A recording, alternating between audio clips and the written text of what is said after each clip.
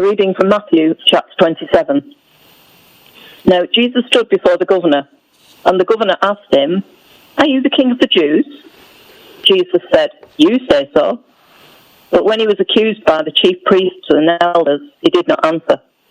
Then Pilate said to him, "Do you not hear how many accusations they make against you?"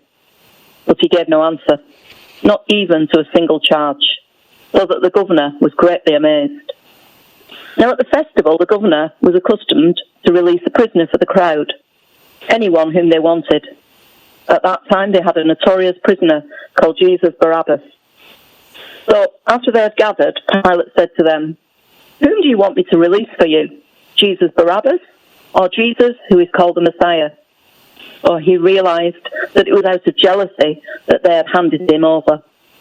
While he was sitting on the judgment seat, his wife sent word to him, "Have nothing to do with that innocent man, for today I have suffered a great deal because of a dream about him." Now the chief priests and the elders persuaded the crowds to ask for Barabbas and to have Jesus killed. The governor again said to them, "Which of the two do you want me to release for you?" And they said, "Barabbas." Pilate said to them, "Then what should I do with Jesus who is called the Messiah?" All of them said, "Let him be crucified." And then he asked, "Why? What evil has he done?" So they shouted all the more, "Let him be crucified." So when Pilate saw that he could do nothing, but rather that a riot was beginning, he took some water and washed his hands before the crowd, saying, "I am innocent of this man's blood. See to it yourselves." And then the people as a whole answered, "His blood be on us and on our children." So he released Barabbas for them, and after flogging Jesus, he handed him over to be crucified. A reflection from Pilate. This is not the life I hoped for. I am a Roman citizen. My family is wealthy. Our name is held in honour and respect. For all of my adult life, I have carefully made my way among the powerful elite of Rome. I positioned myself to receive a prestigious appointment from Caesar. My glory would be to do his bidding, to be part of the greatest empire the world would ever know. Kings and kingdoms pass away, but Rome endures. The glory of my name, to serve Caesar. But the emperor sent me here, to Judea. What glory or prestige can there be in governing this mad race? The Jews are subject to Roman power, but they are not of the Roman mind. In Rome, we cultivate common sense, peace, and ordered prosperity. But these people, they are impossible. They are unreasonable, rebellious, restless fanatics. There is nothing to love or admire among them. Nothing noble, no honour. Rome does not govern here, she babysits. They have incomprehensible religious convictions. They stubbornly hold antique traditions that no one can explain sensibly, and they automatically hate me.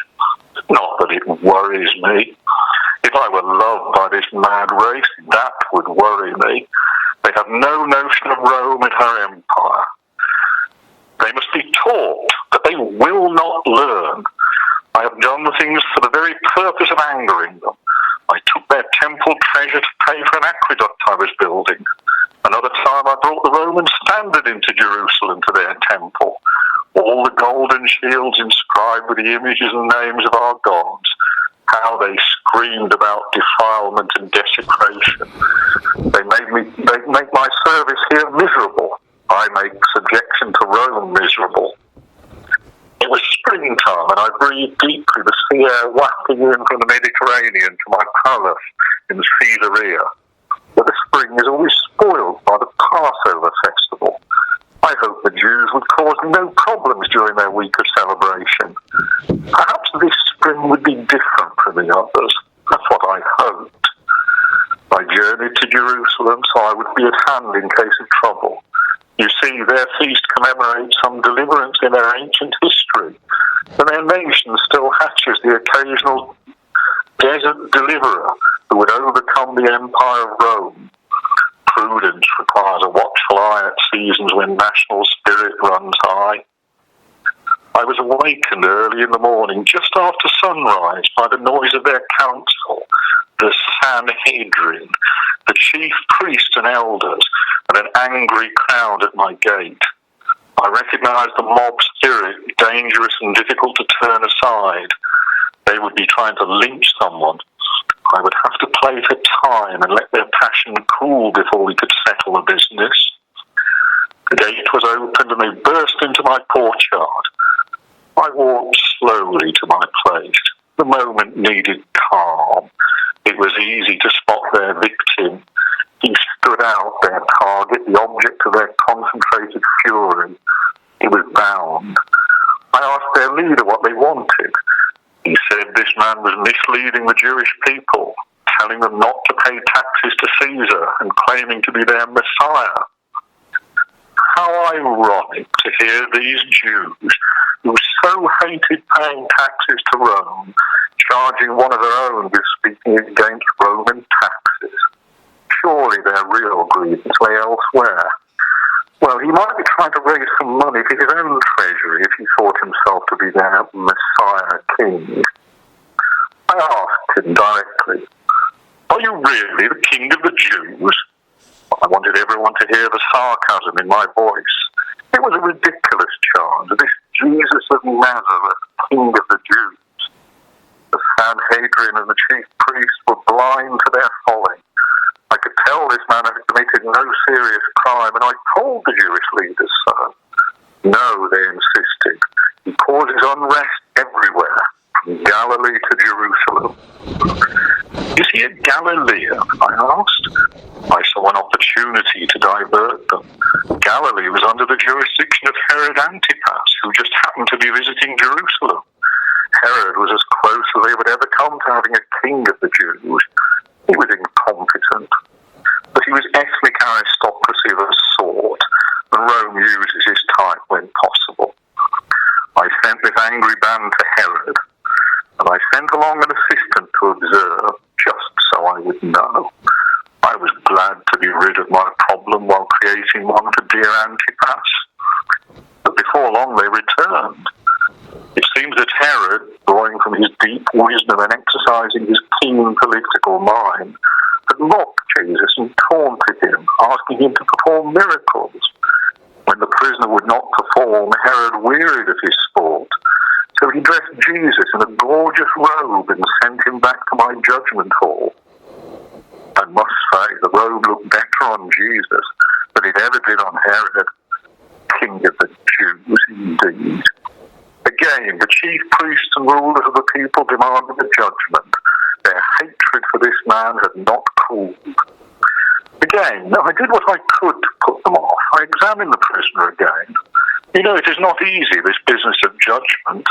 The law is not always adequate for the case. It is no fun dealing with someone like Jesus at the judgment seat. I was too conscious of my own failures. What is it they say?